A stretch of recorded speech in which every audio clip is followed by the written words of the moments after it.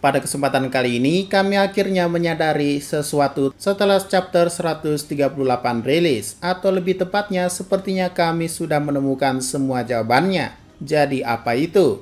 Sebelum masuk ke pembahasan, bantu kami dengan klik subscribe dan like-nya ya.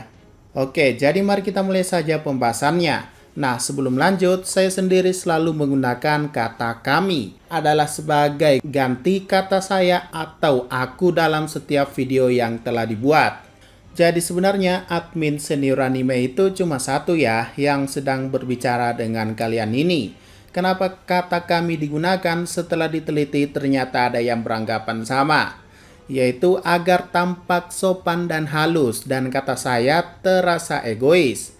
Ya benar sekali, saya menggunakan kata kami karena agar setiap ada teori kesannya tidak terlalu sombong. Misalnya teori saya yang dibuat lebih baik menjadi teori kami. Nah, jadi agak gimana gitu ya.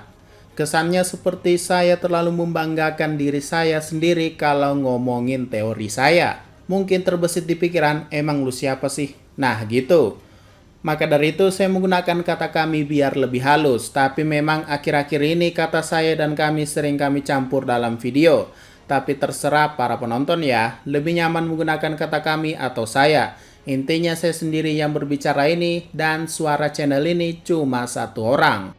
Oke lanjut. Setelah chapter 138 rilis dan sisa chapter terakhir yaitu chapter 139, Isayama Sensei masih menutup rapat-rapat ending yang sebenarnya dan itulah jeniusnya beliau. Karena apa? Ya bayangkan, ia sudah memperlihatkan panel terakhir dari manganya, tapi kita semua masih dibuat bingung dan penasaran siapa bayi tersebut dan siapa orang yang menggendongnya. Maka dari itu adanya chapter 138 kami sudah menemukan jawabannya yang sekiranya bisa menjawab akan hal ini.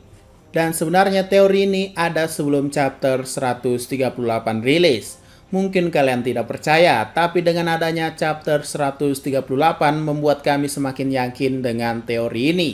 Jadi kita mulai. Jika bukan dari chapter 138, lalu apa dasar teori ini? Jawabannya bisa ditemukan pada chapter 120. Salah satu memori atau ingatan Eren memperlihatkan dua sosok yang diduga adalah Mikasa dan Armin. Walaupun kurang jelas dan gambarnya dibuat sekecil mungkin, ya mungkin disengaja, tapi ini terlihat mirip dengan cerita Shingeki no Kas. Apa itu? Ya, itu adalah cerita pendek yang selalu Isayama Sensei selipkan pada buku komiknya. Jadi yang baca ilegal kalian tidak akan temukan ya. Kalau kalian cek misalnya di volume terbaru yaitu 28, di sana Armin dan Mikasa sama dengan yang ada di chapter 120. Mikasa dengan model rambut kuncir kuda dan Armin yang menggunakan kacamata. Cerita Shingeki no Kas setelah kami amati ternyata sudah dimulai pada vol 21, di mana Eren baru saja mengetahui fakta di balik dunia luar lewat catatan ayahnya, yang menceritakan kisah anak remaja masa SMA mereka. Lalu jika ini benar, apa maksudnya? Kenapa Isayama Sensei memberikan petunjuk bahwa ingatan Eren sampai ke cerita sampingan miliknya? Yang dimana ini berbeda dengan cerita aslinya. Nah, itulah inti dari teori ini dan juga terhubung lagi dengan perkataan Eren Kruger pada Grisha bahwa selamatkanlah Armin dan Mikasa. Oke, jadi kami harus mulai dari mana? Mungkin dari garis waktu atau timelinenya. Kita tahu akhirnya Eren mati dan berhasil menyelamatkan Armin dan Mikasa kan? Apapun yang terjadi di chapter akhir, kami yakin 100% Mikasa dan Armin masih hidup. Tapi apa maksudnya? Setelah diperlihatkan ingatan Eren dan Mikasa yang hidup bersama dan meninggalkan semuanya, kami punya feeling bahwa sebenarnya Eren sudah menciptakan alternatif endingnya atau setidaknya Eren bisa memprediksi apa yang terjadi jika hal ini tidak dilakukan. Contohnya, kalian mungkin berpikir memori di mana Eren dan Mikasa adalah mimpi atau impian Mikasa, tapi nyatanya itu salah. Itu adalah ingatan Eren. Di sini kami katakan Eren benar-benar tulus mencintai Mikasa, bukan Mikasa yang egois. Eren lah yang membuat ending bersama Mikasa ini terjadi. Nah, jika begitu kami sudah menemukan inti ceritanya bahwa sebenarnya Eren pernah gagal menyelamatkan Mikasa dan Armin. Loh, kapan itu? Oke, kita buat garis waktunya. Garis hitam ini adalah timeline Eren sampai ke chapter 138. Tapi selama garis waktu ini jalan, Eren sudah membuat alternatif ending atau Eren bisa memprediksi endingnya jika hal itu tidak dilakukan. Kita mulai dari pertama, sebenarnya Eren bisa saja membuat timeline di mana ibunya bisa selamat. Tapi Eren tidak melakukannya dan membiarkan ibunya mati. Karena menurut kami, jika ibu Eren tidak mati, garis waktu mimpi Eren tidak akan pernah terwujud, yaitu kebebasan. Atau mungkin lebih parah, karena perjuangan Eren akan terhenti karena ia tidak akan pernah bisa masuk dalam pasukan pengintai. Sebagai bukti, Eren sang pewaris Titan di masa depan tak memperlihatkan memori di mana ibunya dimakan kepada Grisha. Bahkan Grisha bertanya-tanya, kenapa kau tak tunjukkan semuanya padaku? Dinding itu hancur, hari saat itu terjadi. Apakah Carla akan selamat? Apakah sungguh tidak ada cara lain? Dari sini kita sudah tahu Eren bisa saja menunjukkannya kepada Grisha. Tapi itu akan membuat ibu Eren selamat. Dan Eren di masa depan mungkin tidak memiliki solusi sama sekali untuk menghabisi musuhnya atau bahkan melindungi orang-orang yang ia sayangi. Mungkin ada cerita di mana Carla Yeager masih hidup, tapi opsi ini akan membuat ceritanya lebih singkat. Lalu kita lanjut, sebenarnya Armin sudah mati. Garis waktunya tercipta ketika perebutan serum Titannya dengan Levi. Apakah menyelamatkan Armin atau Erwin? Di sini Eren lagi-lagi sudah bisa menebak apa yang terjadi jika Erwin masih hidup. Dan jika Armin mati di sini, maka ia sudah gagal menyelamatkan Armin. Maka dari itu, garis waktu yang benar adalah Armin harus diselamatkan. Dan kita mundur sedikit, sebenarnya Mikasa juga sudah mati. Tepatnya saat mereka masih kecil. Jika Eren tidak melawan penculik tersebut, maka Mikasa setidaknya akan mati dan dibawa pergi oleh orang lain.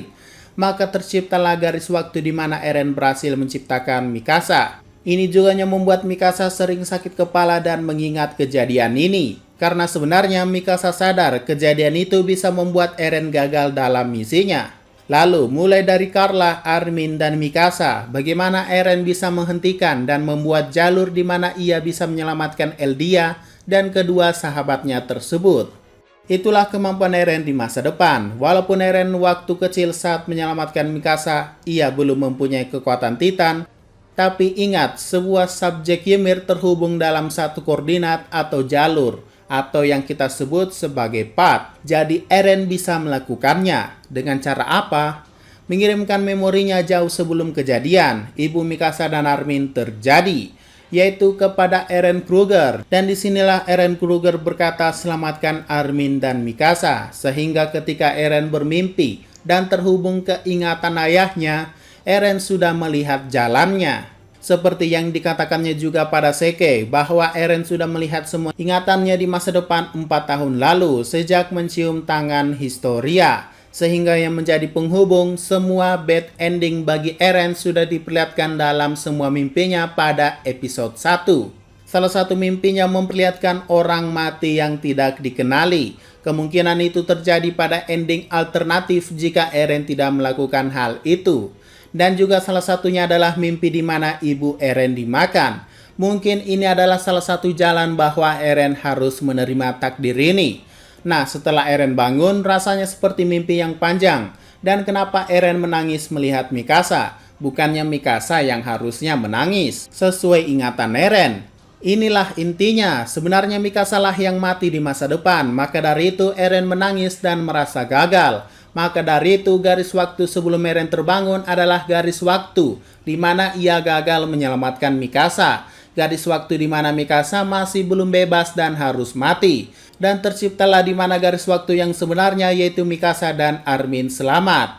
Akan tetapi pengorbanannya adalah Eren yang harus mati. Maka dari itu di chapter 138 bukan Eren yang menangis tapi Mikasa sesuai ingatannya. Jadi intinya begini, kalau mau Eren selamat dan Mikasa selamat, maka Armin yang harus mati. Seperti yang diperlihatkan pada ending di mana Eren hidup berduaan dengan Mikasa. Dan kalau mau Eren dan Armin selamat, maka Mikasa harus mati. Hal ini mungkin terjadi jika Grisha tidak mengajak Eren ke rumah Mikasa saat itu. Dan satu-satunya teman Eren adalah Armin. Dan akhirnya merasa frustasi, Eren memilih jalan di mana Mikasa dan Armin selamat. tapi dialah yang harus mati. Dan itulah makna dari ending di chapter 138. Dan akhirnya juga Eren bisa mengirimkan pesannya kepada masa lalu melalui Kruger. Jika kau tidak melakukannya, semua ini akan terulang lagi. Kisah yang sama, kesalahan yang sama, berulang-ulang. Jika kau ingin menyelamatkan Mikasa dan Armin, selesaikanlah misimu. Nah, maksudnya kurang lebih jika Eren tidak memiliki tekad, yaitu kematian ibunya, tekad kuat untuk menghabisi seluruh musuhnya di luar sana, maka kisah yang sama akan terulang lagi. Misalnya hidup bersama dengan Mikasa, kalian pikir ini mungkin adalah happy ending. Tapi bad ending bagi dunia, karena ketika Eren mati tanpa Rumbling, kisah yang sama akan terulang lagi dan harus menunggu orang yang tepat lagi, yaitu kebebasan bagi Ymir Fritz. Dan mungkin memori ini akan dikirimkan ke Eren kecil dan terbangun lagi. Dan ya, Eren harus memilih jalan yang penuh kepastian untuk benar-benar yakin pada pilihannya. Dan itulah Rumbling. Tapi walaupun Eren merasa ini adalah pilihan paling benar dan tepat, tetap saja menurut Eren ada kegagalan lagi. Ia tak bisa membuat Armin berpikir jernih dan malah bucin. Mungkin ini adalah salah satu kesulitan juga. Maka jangan heran saat pertemuannya dengan Mikasa dan Armin, katakanlah Eren memang bohong pada Mikasa, tapi tidak kepada Armin. Dan itulah kenapa Eren tidak segan-segan menghajar Armin bahkan sampai 2 kali pada chapter 138. Ia menegaskan Eren itu sudah bebas dan benar-benar kesal dengan Armin. Soalnya begini, walaupun Armin dan Mikasa terselamatkan, tapi sayangnya Armin tak bisa menghentikan jumlah korban atau jumlah teman Eren yang harus mati. Maka dari itu kematian Jin dan Connie tak bisa dihindari. Entah apa Eren sudah tahu akan hal ini atau tidak. Yang pasti Eren juga tidak benar-benar melihat 100% masa depan, seperti yang dikatakan Seke. Oke, jadi kita kembali lagi. Apa hubungannya dengan Shingeki no Kyojin? Mungkin sebelum Eren terbangun, ending kehidupan remaja saat SMA-nya itu benar-benar terjadi. Maksudnya garis waktu akan tercipta lagi di garis waktu yang baru. Jadi setelah kematian Eren di chapter 138, Eren akan terbangun dan hidup di dunia baru. Tanpa tembok lagi, tanpa Titan lagi. Hanya kehidupan biasa tanpa rasa sakit lagi. Ini juga bisa menjelaskan alasan series Shingeki no Chugako bisa ada, yaitu kehidupan biasa-biasa yang dijalani oleh Eren. Dan jangan-jangan movie live action Attack on Titan juga adalah salah satu garis waktu yang tercipta.